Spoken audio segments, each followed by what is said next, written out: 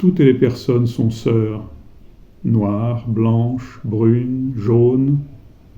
Seules les couleurs diffèrent, mais leur nature est la même. Todas las personas son hermanas. Negras, blancas, marrones, amarillas. Solo los colores son diferentes, pero su naturaleza es la misma. Isaac León Pérez. Esta declaración internacional, en el 80º aniversario del levantamiento del gueto de Varsovia, que firmamos entidades judeo-progresistas y democráticas, es una gran manifestación en homenaje al legado que nos dejaran las y los combatientes, mártires, víctimas, sobrevivientes y herencias contra el nazismo, el fascismo y el neonazismo. También contra las nuevas amenazas criminales de guerra y contra el imperialismo.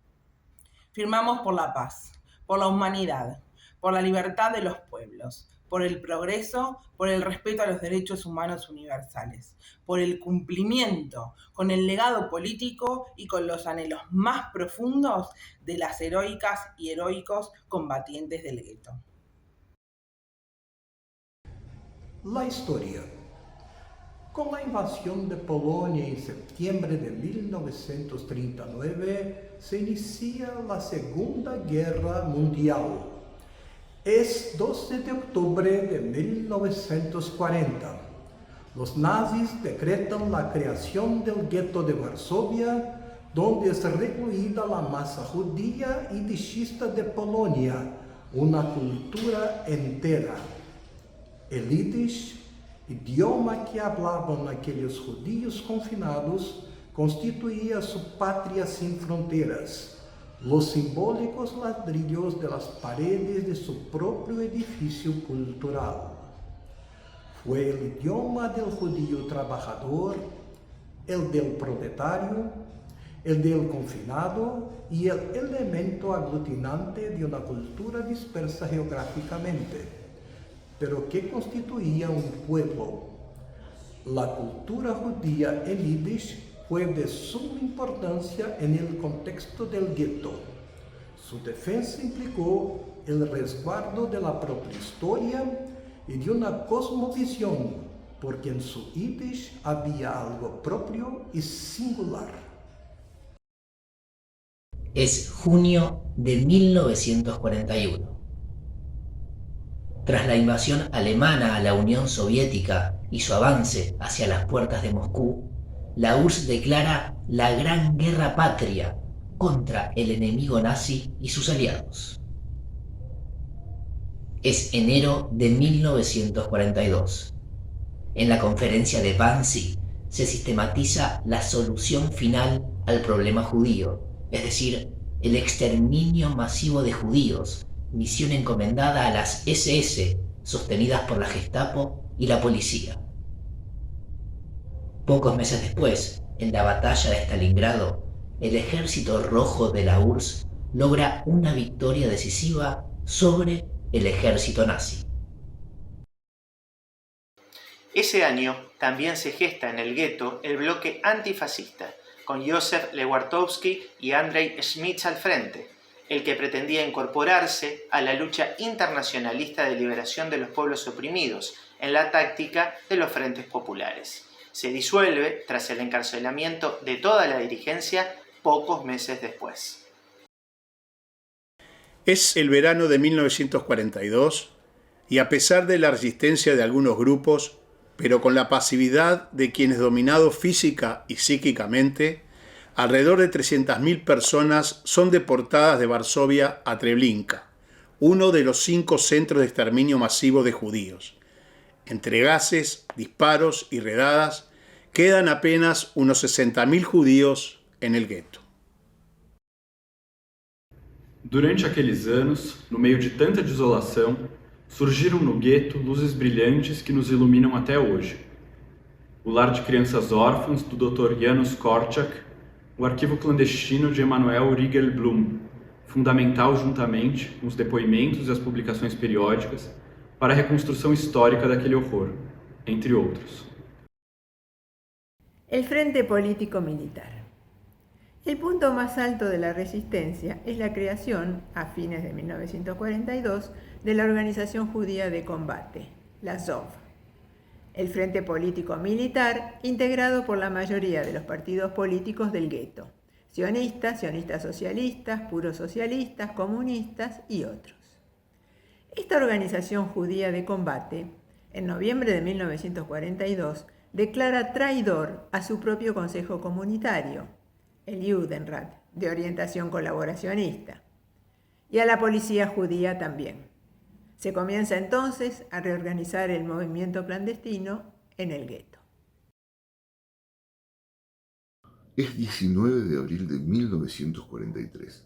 El ejército nazi, al mando del general Jürgen Stroop, entra al gueto de Varsovia con el objetivo de liquidarlo, de deportar a los 60.000 judíos que aún vivían dentro del gueto a los campos de exterminio. Ese día, ese año, se iniciaba la celebración de Pesach, una importante fiesta judaica en la que se conmemora la liberación de los esclavos judíos en Egipto. Evocando el mensaje de libertad que esa festividad representa, se inicia el levantamiento. La Organización Judía de Combate, con Mordejai Anilevix a la cabeza, más tarde sucedido por Marek Edelman, y constituida en gran parte por jóvenes que no superaban los 22 años, organizó y empezó la resistencia casi sin armas y con solo la voluntad de lucha. Así como estos hombres, también estuvieron presentes luchando en el frente las mujeres, como Nyuta Teitelboim, Rosa Rosenfeld, Zoya Lamaika, Ludka Z. Arbeitzman, Reña Niemetza, Margosia Salstein, Esther Berensolz, Sonia Papierbuch, Alinka Reuchmann, Zoya Berzinska, Sheine Feingold, Emilia Landau. Sabían que no luchaban por su vida, sino por la dignidad del género humano mismo, por el respeto propio, por la igualdad, la libertad y la solidaridad. Para quienes combatieron, no se trataba de luchar buenos contra malos, sino de plantarse ante sus verdugos dóciles o rebeldes. En la actualidad, ante el resurgimiento del nazifascismo rearmado a escala mundial y ante el antisemitismo en creciente expansión y agresividad, esclarecer, difundir y recoger las enseñanzas dejadas por el histórico levantamiento es un deber ineludible e impostergable. Debemos educar para prevenir un posible próximo genocidio. El levantamiento. Los jóvenes habitantes del gueto iniciaron, desde las guaridas subterráneas, desde el búnker de Mila 18, una revuelta armada que duró 4 semanas, en condiciones desiguales, contra el ejército alemán. Su conmovedora fuerza simbólica es nuestra bandera.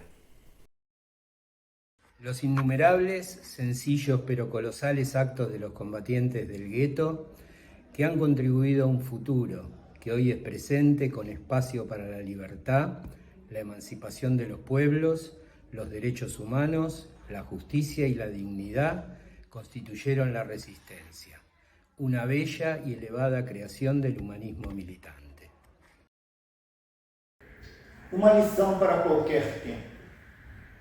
Que lição de vida nos foi deixada pelos e pelas combatentes? Eles e elas, frente à adversidade, priorizaram a unidade. Entenderam que a única batalha que certamente se perde é aquela que não se luta. Este é um dos mais importantes significados de seu legado. O levante do gueto de Varsóvia, que enfrentou a barbárie nazista, atualmente pertence ao patrimônio da humanidade. Hoy más que nunca debemos recordar a quienes combatieron en el gueto de Varsovia, rescatar sus valores colectivos, la vida, la dignidad humana, la rebeldía de oprimidos contra opresores, la libertad, la responsabilidad, la solidaridad, el respeto por la diferencia, la justicia y la igualdad. Debemos también transmitirlo a las nuevas generaciones, porque hoy más que nunca cada acción solidaria por la vida contribuye a forjar una sociedad más justa y humana. Bregamos por un mundo donde seamos socialmente iguales, humanamente diferentes y totalmente libres, tal como marcó Rosa Luxemburgo. The uprising must also serve as an example of the struggle against denialism and fake news, those same tools already employed by the Nazis when they told the Jewish population of the ghetto that their deportation to death had at its objective to improve living conditions. Today, the possibilities of manipulation are even greater, but the strategies are the same. The culture of fear, the discourse of hate, the construction of a common enemy, and the emptying of language, all through the technological development, algorithms, and artificial intelligence.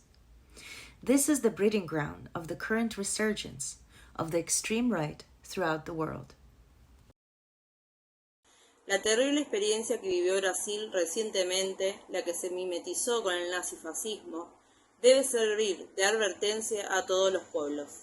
La profundidad y solidez con la que se arraigó en la mente de casi la mitad de su población es una lección candente que los demócratas de todas las tendencias y latitudes debemos comprender.